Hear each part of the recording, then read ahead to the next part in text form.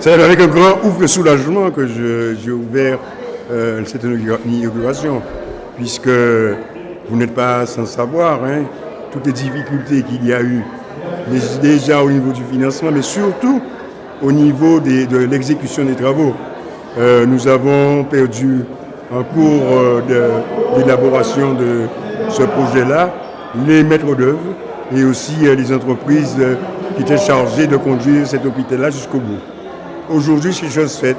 Après bien des remaniements, je dirais, de l'architecture et aussi du plan de financement. C'est ainsi que je dois remercier tous ceux qui nous ont accompagnés, les maisons de crédit, mais aussi l'État, l'ARS, le conseil départemental et le conseil régional, qui fait que cet outil plein de HQE, c'est-à-dire d'outils de haute définition écologique, puisse être mis à la disposition des patients guadeloupéens, en particulier de ces personnes âgées. Je me salue d'avoir participé avec tout le personnel, parce qu'il n'y a pas que moi, il y a aussi tous les membres du conseil de surveillance qui effectivement n'avaient pas de jour à compter pour pouvoir se réunir, pour pouvoir faire avancer les dossiers.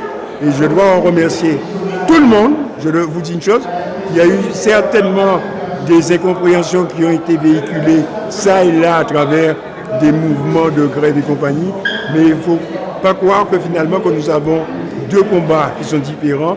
Le seul qui vaille pour nous, c'est de mettre à la disposition de la population un outil qui soit à la dimension de leur attente, mais même plus que la dimension de leur attente. Surtout, vous l'avez entendu à travers les propos du directeur, il s'agit de trouver tous les moyens pour pouvoir pérenniser le fonctionnement de tel établissement et à son degré de performance qu'elle est actuellement.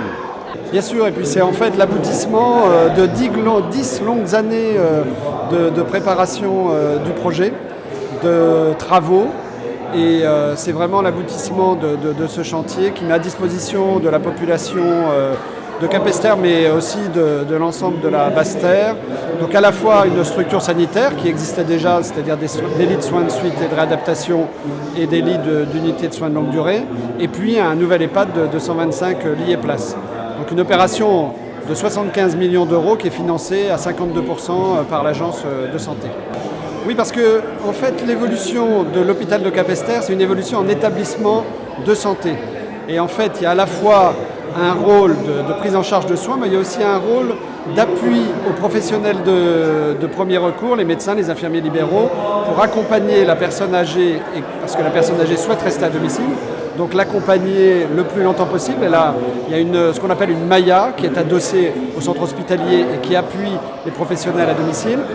Et puis le médico-social, l'EHPAD, c'est aussi un accueil de jour, donc des personnes qui restent à leur domicile, mais qui pourront venir, qui peuvent déjà d'ailleurs à hauteur de 12 places, mais on va passer à 24 places, qui peuvent venir faire des activités, notamment des personnes qui sont touchées par la maladie d'Alzheimer, et puis aussi de l'hébergement temporaire, qui accueillera également des personnes âgées qui souhaitent être hébergées pendant 1 mois, 2 mois.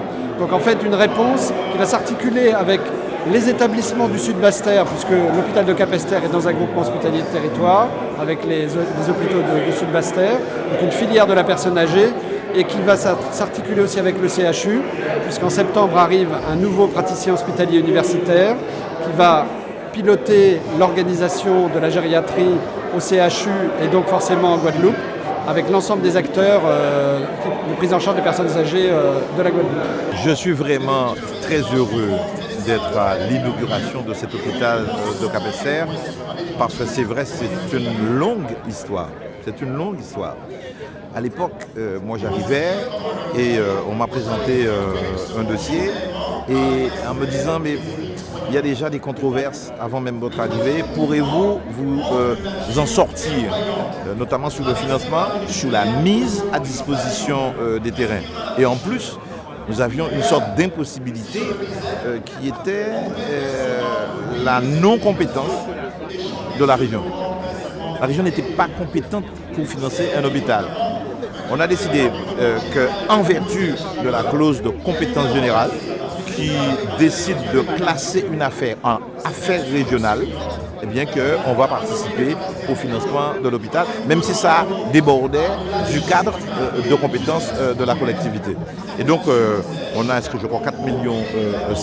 On nous a demandé aussi de faire le giratoire, ça a dû coûter entre 1,5 million et 1,8 million. Donc, au total, on avait un peu plus de 6 millions pour financer cet hôpital-là. Et c'est vrai qu'il y a eu une incompréhension sur le terrain. Nous avions un terrain de 7500 m² auprès de l'allée du Manoir. Je dis ça de mémoire. Nous avions décidé de le mettre à disposition. Donc, on ne s'est peut-être pas compris. La municipalité a estimé que ce n'était pas déclassé, que bon, bref. Donc, je passe sur l'incompréhension, mais en tout cas, nous avions fait la proposition de mettre un terrain à disposition. Finalement, il y a une négociation avec des consorts d'Ormois qui ont soit mis à disposition, soit vendu. Ça a été une acquisition. Et donc finalement, on a pu construire sur ce beau terrain-là. C'est vrai qu'il y a de l'espace. L'essentiel, c'est d'avoir été à la hauteur des espérances qu'on avait mis en nous à l'époque. Le conseil général, qui était du temps du président Gillot, il avait fait son job. Moi-même, non compétent, mais on a un peu forcé le trait. On a mis des financements. Et puis, il y a un directeur, M. Régent, qui a fait son job avec entêtement, avec vraiment détermination.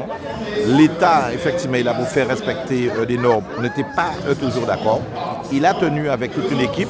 Et aujourd'hui, c'est un grand jour parce que le paysage, si j'ose dire, hospitalier, l'offre de soins s'améliore considérablement et en particulier dans cette région du pays de Guadeloupe. Donc, je suis un ancien président heureux. De toute manière, nous comptons ouverture là, ça, parce que compte tenu que nous n'y en référé qui est en cours et que, comme nous toujours dit, hein, nous faisons un mouvement de grève et que les conditions pas réunies pour y ouvrir l'hôpital là, ça. Donc nous pas venir pour l'inauguration, nous simplement venir pour dire comme ça que nous là, nous présents et que par rapport à ce protocole là, ils signé là, faut que nous réponse. Oui, mobilisation qui est toujours venue derrière parce que nous avons des principes que nous toujours respecter. Et ces messieurs, ils ont signé un accord qu'ils n'ont pas respecté. Donc à partir du moment qu'ils n'ont pas respecté ça, ils ont signé. Il faut attendre vous que les prochains jours, que chaud bas ou quoi. Nous toujours dit que faut l'hôpital là ça ouvert parce que trop longtemps qu'il est construit et pas ni pour mon adam. Parce que nous savons bien que l'hôpital local là qui était en bourg là, pas garanti du tout la sécurité. Mais ça nous commande simplement, il faut qu'ils respectent les conditions dans lesquelles nous rentrons dans une nouvelle construction. Simplement, c'est fournir toute organisation là. C'est des bitins qu'on pas défini avec les organisations syndicales et que c'est ça qu'ils n'ont pas fait et qu'ils n'ont pas respecté jusqu'à maintenant. Tout à fait. Aujourd'hui, on peut dire qu'on est tous satisfaits de la réalisation de ce nouveau bâtiment qui est fonctionnel, qui nous permettra de pouvoir enfin mettre en œuvre tout un tas de domaines sur lesquels on ne pouvait pas jusqu'ici travailler. Je pense notamment au respect des droits des patients, où là, effectivement, on pourra respecter les droits les plus essentiels, l'intimité, la vie privée, voilà, le cadre réservé, l'accueil des familles, tout un tas de choses que nous ne pouvions pas faire jusqu'ici. Donc c'est toute une fierté. Ensuite, il y a un bâtiment qui est très fonctionnel et qui nous permettra effectivement de pouvoir répondre avec précision aux demandes des familles, aux demandes des patients, aux demandes de nos institutions. Oui, vous savez, une grande opération comme celle-là, on pourrait dire nécessairement il y a toujours des problématiques à régler. Nous avons fait le maximum pour les régler.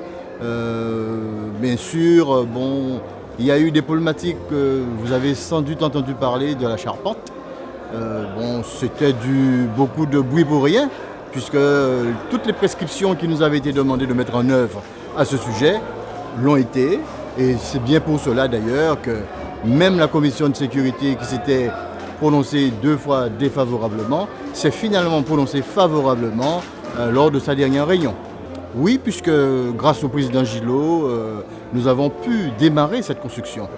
Puisque à l'époque, le conseil général a apporté son soutien financier sans lequel nous n'aurions pas pu commencer cette opération. Donc oui, je voulais saluer son engagement avec notre établissement. On peut accueillir tout le monde depuis la semaine dernière, on peut accueillir tout le monde.